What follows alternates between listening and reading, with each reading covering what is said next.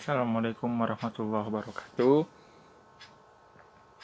Nama saya Hamam Iksan Abdul Rozak bersama partner saya Muhammad Rajabudin. Di sini saya ingin mempresentasikan tentang fenomena hamil di luar nikah.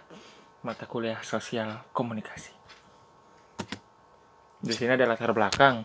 Pembahasannya adalah perubahan hormon pada fase remaja tidak saja menyebabkan perubahan fisik, tetapi juga perubahan emosional, baik laki-laki maupun perempuan. Perubahan fisik menyebabkan bentuk tubuh mereka menjadi lebih sempurna, sedangkan perubahan emosional menumbuhkan perasaan saling tertarik. Hal itu disebabkan pada fase remaja memiliki dorongan seksual yang kuat seiring dengan adanya perubahan hormonal.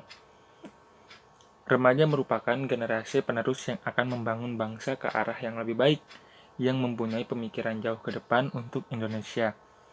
Namun, remaja sekarang ini banyak yang terjerumus ke dalam fenomena hamil di luar nikah yang berdampak negatif bagi dirinya sendiri, keluarga, dan lingkungannya. MBA, Married by Accident. Pernikahan hakikatnya adalah sebuah impian bagi setiap pasangan. Dengan menikah, maka setiap pasangan memiliki impian untuk membina keluarga yang sakinah, mawaddah, warohmah. Namun, apa jadinya jika kita menikah karena terpaksa? Pada kali ini, pernikahan yang dipaksa bukan berarti karena dijodohkan atau hal yang sejenisnya, namun lebih kepada keadaan yang memaksa. Hamil di luar nikah, kalimat itu nampaknya saat ini telah cukup akrab di telinga kita. Entah dikarenakan keadaan zaman yang mengalami demoralisasi atau penurunan moral, atau karena zaman kian menjauh dari nilai-nilai dan moral agama. Ketika banyak sekali terjadi kasus seperti ini, lantas siapakah yang bersalah? Lalu bagaimana mungkin hal itu bisa terjadi? Tak merasa dosa atau hal yang lainnya kah? Faktor penyebab MBA. Kasus MBA ini memang bisa terjadi pada siapa saja, tetapi biasanya kasus ini banyak terjadi pada usia remaja.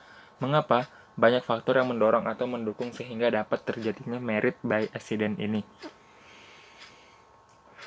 Salah satu faktornya adalah pergaulan bebas.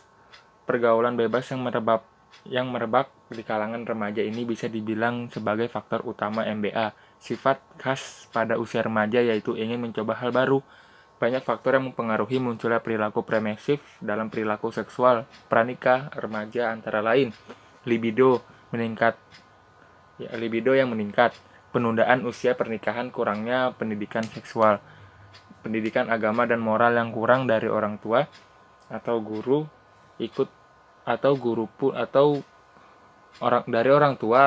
pun ikut mengambil peran dalam hal ini. Ada 7 faktor dalam penyebab MBA ini. Yang pertama ada faktor agama, faktor pendidikan, faktor penundaan usia pernikahan. Yang keempat, faktor kurangnya informasi tentang seks. 5. Faktor pergaulan yang makin bebas. 6. Faktor kurangnya pengawasan orang tua. Yang ketujuh, yang terakhir, faktor peran media yang berdampak negatif. Dampak MBA. Setiap sebab pasti ada akibatnya. Mungkin ini adalah kata yang cocok untuk kasus MBA ini. Mengapa? Ya, banyak sekali akibat yang disebabkan oleh MBA ini. Jelas pasti akibat buruk yang ditimbulkan. Hal pertama yang ditimbulkan dari MBA ini adalah rasa malu. Rasa malu bagi si pelaku, bagi keluarganya, bagi teman-temannya. Rasa malu yang ditimbul dapat menimbulkan dampak frustasi bagi si pelaku, yang dapat mendorong tindakan bunuh diri jika tingkat frustasi sudah sangat tinggi. Frustasi ini disebabkan oleh tekanan yang dialami oleh pelaku, entah itu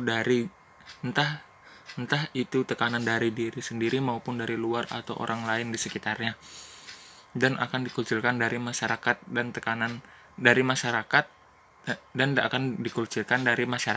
dan mungkin keluarga. Efek pengucilan inilah salah satu faktor yang membuat si pelaku merasa tertekan dan akhirnya memicu tindakan-tindakan lain. Seperti hal ini juga memicu KDRT. Kenapa KDRT termasuk akibat dari MBA ini? Jawabannya adalah ketidaksiapan. Ya, ketidaksiapan si pelaku ini untuk menjalani apa yang seharusnya belum waktunya mereka jalani, semua tanggung jawabnya, tuntutannya, resikonya, dan lain-lain. Ketidaksiapan mental si pelaku untuk menjalani kehidupan berkeluarga ini adalah faktor utama KDRT terjadi. Dampak yang timbul dari MBA ada 3. Yang pertama, meninggalkan tempat tinggal atau pindah tempat tinggal karena merasa malu atau dikucilkan. Yang kedua, bagi yang masih duduk di bangku sekolah, mereka harus berhenti sekolah karena peraturan sekolah tidak memperbolehkan siswa hamil bersekolah. Yang ketiga, pencemaran nama baik bagi dirinya, keluarga, dan lingkungannya. Sikap masyarakat terhadap kasus MBA. Sikap masyarakat mengenai kasus hamil di luar nikah atau married by accident, mulai dari cemooh, ejekan, gunjingan, cercaan yang terlontar dari masyarakat, bahkan sampai pada mengucilkannya karena masyarakat merasa kasus tidak selaras dengan ajaran agama dan norma-norma adat. Pandangan Islam tentang MBA. Zaman sekarang banyak remaja atau perempuan yang hamil di luar nikah akibat dari pergaulan bebas. Hamil di luar nikah merupakan perbuatan zina, baik pria yang menghamilinya atau wanita yang hamil, dan itu merupakan dosa besar. Di dalam Quran ada ayat yang mengenai tentang zina. Dan janganlah kamu mendekati zina, sesungguhnya zina itu adalah suatu perbuatan yang keji dan suatu jalan yang buruk. Di kalangan mazhab ada 4 yang sekumpulan ulama mujahid yang mengumpulkan, memfatwakan, dan menarjih, sehingga paham mazhab yang 4 ini masih lestari sampai sekarang. Menurut Imam Syafi'i dan Abu Hanifah, seorang wanita yang hamil di luar nikah sah dinikahkan tidak menunggu kelahiran, baik kepada laki-laki yang berzina dengannya maupun dengan laki-laki lain yang menginginkannya. Namun sebelum itu dihukum dahulu menurut ajaran Islam sesuai dengan firman Allah. Peran generasi muda dalam mengeliminasi MBA ini. Generasi muda ini merupakan penerus yang akan membangun bangsa ke arah yang lebih baik, yang mempunyai pemikiran jauh ke depan untuk Indonesia. Namun realita yang terjadi sekarang, banyak sekali generasi penerus yang terjerumus dalam kasus-kasus yang berdampak negatif untuk dirinya, keluarga, dan lingkungan. Fenomena yang sering muncul saat ini yaitu hamil di luar nikah yang terjadi di kota-kota besar maupun pelosok.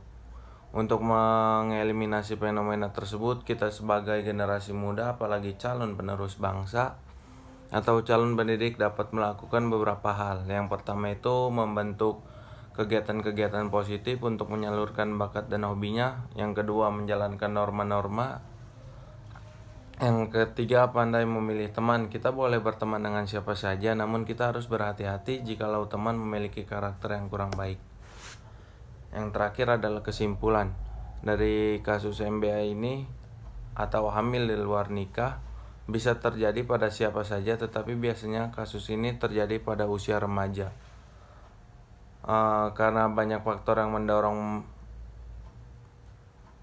atau mendukung, seperti faktor agama, faktor pendidikan, penundaan usia nikah, kurangnya informasi tentang seks, pergaulan yang makin bebas, kurangnya pengawasan orang tua, peran media yang berdampak negatif. Dampak yang disebabkan oleh MBA ini jelas pasti akibat buruk ditimbulkan, seperti rasa malu bagi si pelaku, bagi keluarganya, bagi teman-temannya, dan lain-lain. Efek MBA ini seperti domino, satu efek menyebabkan timbulnya efek-efek lain.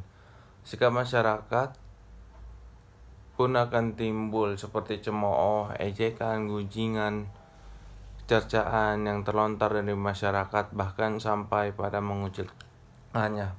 Dalam Islam, hamil di luar nikah merupakan perbuatan zina baik oleh pria menghamilinya maupun wanita yang hamil, dan merupakan dosa besar.